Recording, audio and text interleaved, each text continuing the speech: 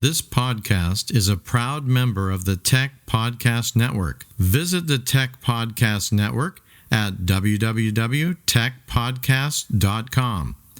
If it's tech, it's here.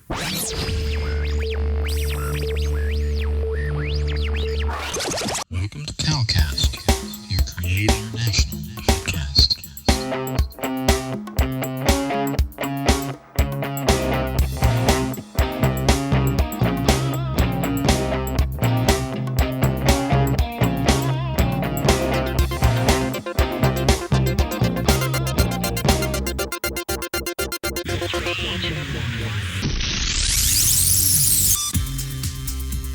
This is Gospel Gadget Podcast, episode 70. Welcome, listeners, to Gospel Gadget Podcast. We want to show you what God is doing in terms of using technology to spread the gospel message all over the world and especially cross-culturally towards unreached peoples.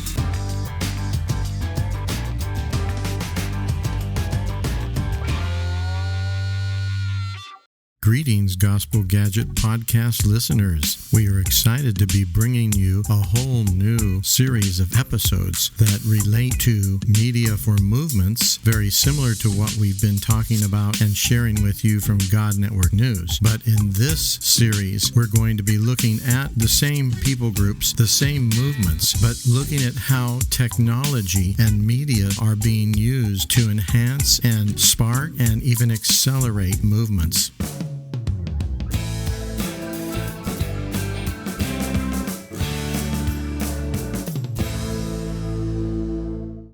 This is it's a smartphone filmmaking kit.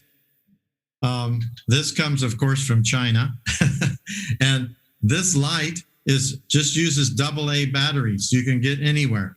Yeah, and so it's a very nice light. You can adjust the strength of the light. It's very nice, and also, it has a microphone, shotgun microphone. You just hook directly into your phone. And this holds your phone. And so you can actually do tilts, very smooth kinds of motions that you would do to film something. Or you can put it actually on a table or a desk or something just in front of someone as they tell their testimony. Let me take a picture of it. Yeah, sure. Just put a little bit more up. Great. Okay. This whole thing only costs $30. Wow. And now I just found that they sell it also in Indonesia, not too far from here, for $17. So I'm thinking we could maybe even find it in South Africa. I'm not sure, or one of those other places, but I have 40 of these kits in my closet right there, 40, that I bought from China.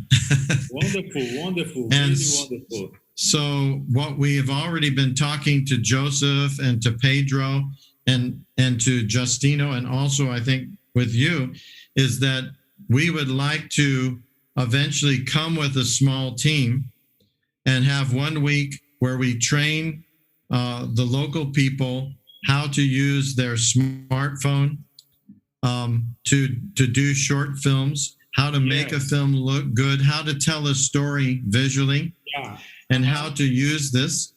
And we will give one of these to each person. So what we want to have is maybe 10 or 20 leaders that you folks have picked out, that they're faithful multipliers and can influence and teach others. And we will basically train them as trainers and give this unit to them and have them making short testimony films and things while we're together that week in the different languages. So maybe we can have some in Yao, some in Swahili, some, doing the different ones. And we'll bring these with us and just leave them. Wow. So this is part of the vision that God and challenge God gave to us when we were looking at all, because we had finished the largest people groups, over 1 million population. But then we felt God saying, well, what about the other ones? Yeah. And so we said, oh, wow, that's a big job. And Yeah, it's true. and God said to me, you can't do it, but they can. And I was saying, well, what do you mean they can? And I felt like the Lord saying, you believe that your ministry in Create is to make films for unreached peoples, right? Gospel films for unreached peoples. But I'm telling you that I'm going to use unreached peoples to make films for you. And what I felt like he was saying is not to evangelize me, but that we were to change our focus, kind of switch our thinking around, that the resource is in the harvest, that the resource is in the harvest, that the people are in the harvest field. He's raising up people that will get the passion for using media of different kinds, what they are able to do, not high expensive films or something. Yeah, yes. But no ordinary things that many young people are already doing and putting on TikTok or Instagram or whatever, but doing that for Jesus now, for reaching their own people, putting little testimonies, stories, whatever, and that they can do that and they can multiply that, and we can see that multiplied throughout movements that are going on. That is wonderful. That is really, really wonderful. Many things happen here. Many things happen in the villages, and sometimes I am not there to shoot a video, to get some stories, understand? And when I go to some village, someone come and, let me tell you what happened 2-3 days ago, for example. So when you're going to hear the story, something amazing. And unfortunately, I cannot stay over there in the villages every day, all the time, living among of them, because we are working and doing many things in different places. Yeah. And that is something that we really need to think, if we can train some local people that can do short things like this. Yes. So that's what we feel that we're supposed to be focusing on is, and this is actually why we changed the name of our ministry focus in the IFMLT. That it's media for movements. So, but the important thing is the bit at the bottom, from the harvest to the harvest. Yeah, we really feel like that is God's word to us, that the results are in the harvest. Exactly. And that God is going to raise up folks from those harvest people groups to reach their people as well as other groups. Often when I'm talking to Westerners, I'll mention this, that, they might speak another language. Most Westerners, they're lucky to speak 1 or 2 languages, But the people that we're working with, many of them, they have to speak 4 or more languages just to survive. When we tell them, these people, they speak many languages, I tell them, one of my staff in India, who's a leader of Create in India, he speaks 8 languages, and most of those he had to speak because of where he lived, and they're like, oh my goodness. But this is something that God knows, of course, and that can accelerate actually the movement to go from one people group to another. Like what Pedro is seeing this now, 3 different people groups now are being part of this movement. And we know just from what the experts are telling us that 80% of all movements were started by another movement. So it's true. I agree. So this is a way to also help accelerate that to happen. If I train someone who speaks Yao, and his father is married to Macumba or one of the other tribes, right? Yeah. He probably speaks some of that, or he can get his mother to do a testimony on there, and they can use that to reach out to that people of that, and then the movement can jump to another people group. You're listening to Gospel Gadget Podcast. Visit our website at godnetworknews.com. So let me ask you one thing. Yeah. Have you done or thought about to make to record, or maybe you already have it, some short Bible histories, like in podcasts? Understand? Abraham, Moses, Jesus history short in a way that is very short, that we just can give it to people, put in the phone of someone, or in the phone, then put in the horn speaker to go far away to the village, something like this. Yeah, well, you're talking about audio more, right? Audio? Yes. Yeah. Well, we have the ability to take some of the things we've already done. For example, the prophet story. We could just take the audio of the prophet story, and we could break that into smaller, shorter parts, where it's just talking maybe about one of the prophets, and then another prophet and another prophet, and then but it's leading up to Jesus. You could do something like that. Yeah. We can easily do that. But what we would really love to do is to train other people to be able to do that. That's where you're going to see the multiplication, and the indigenous people, they know how to tell the story the best way. Yes. Because our people in Africa, they are oral people. Yes. Very much oral people. Understand? Even when they try to teach me something, they tell me history. Yes. The history of the situation to teach me something. When they want to teach you something, they tell you a story. Yes. Yeah. So then they teach me history to try to teach me something. Even, for example, when situations happen, so then they try to use situations. For example, someone got a car accident. So then they tell the history of the car accident, what happened, how did it start, to teach someone about something, understand? It is very, very interesting. We call that concrete thinkers.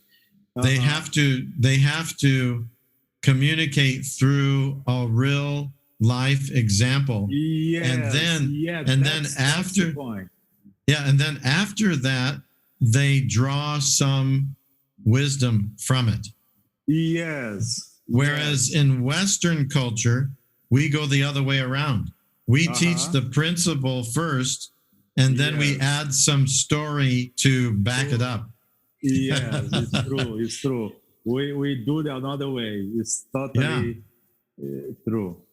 Yeah. Sometimes we tell stories in a different way than the indigenous people too.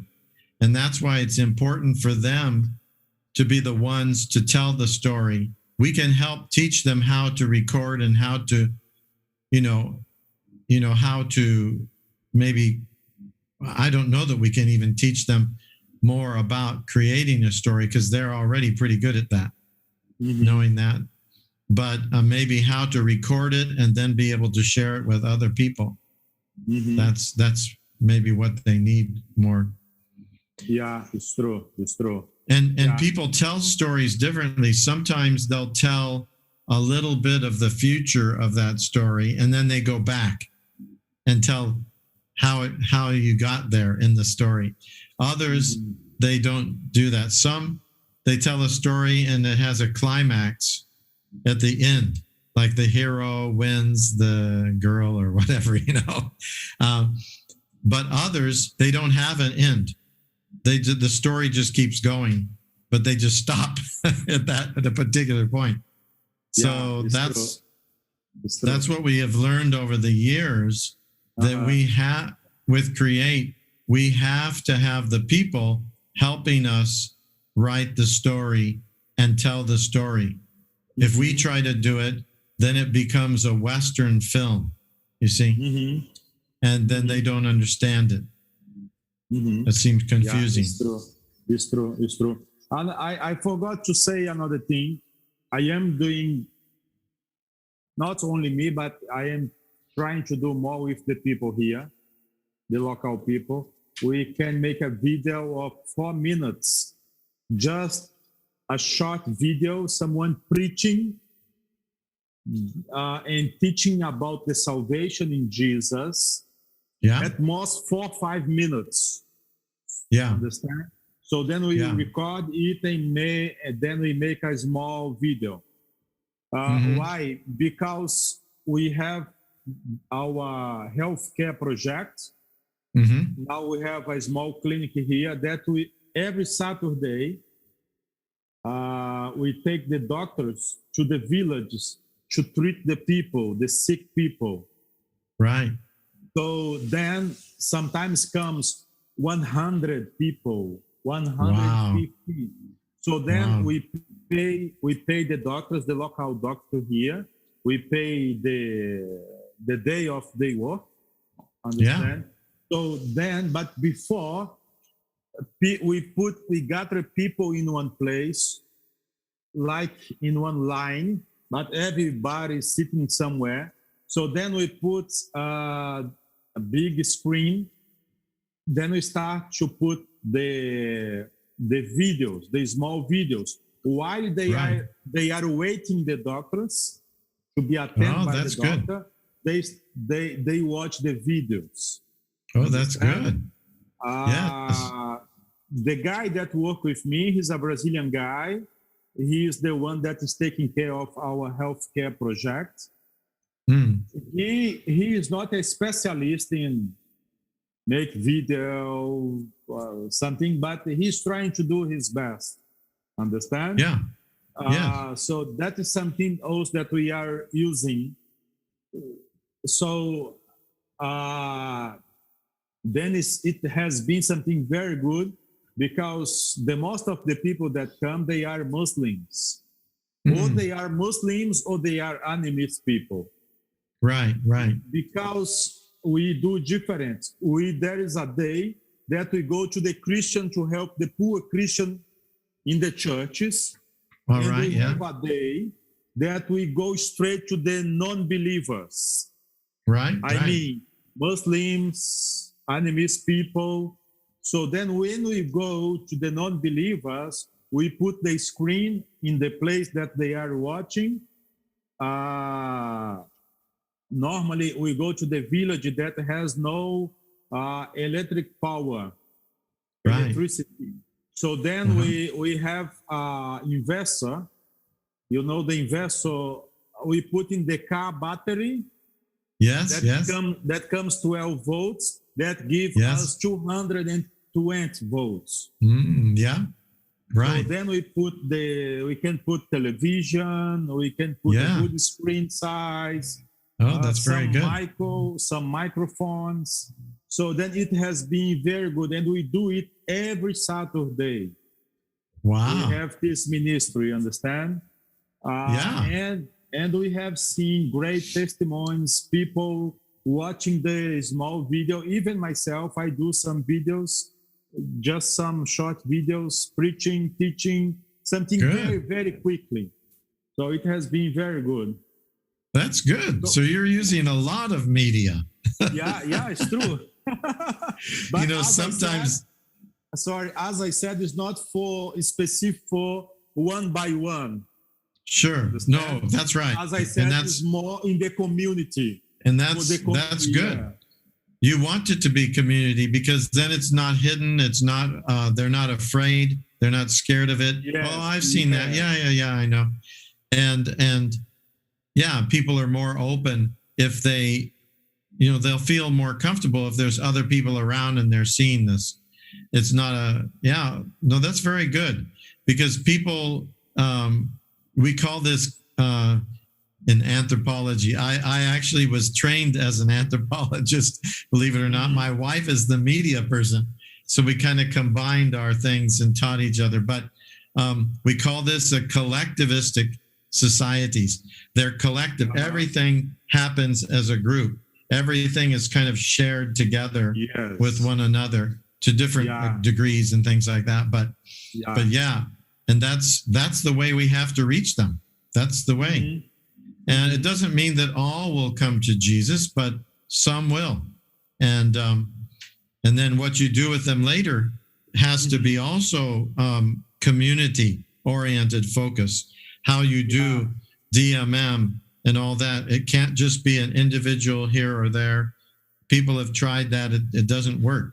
Even DMM people have tried this, where they'll take a person that came to the Lord over in this village, and then another one that came to the Lord over in this village, and another one here, and they try to bring them together to do DMM. It's very difficult for that to work sometimes, but not so much.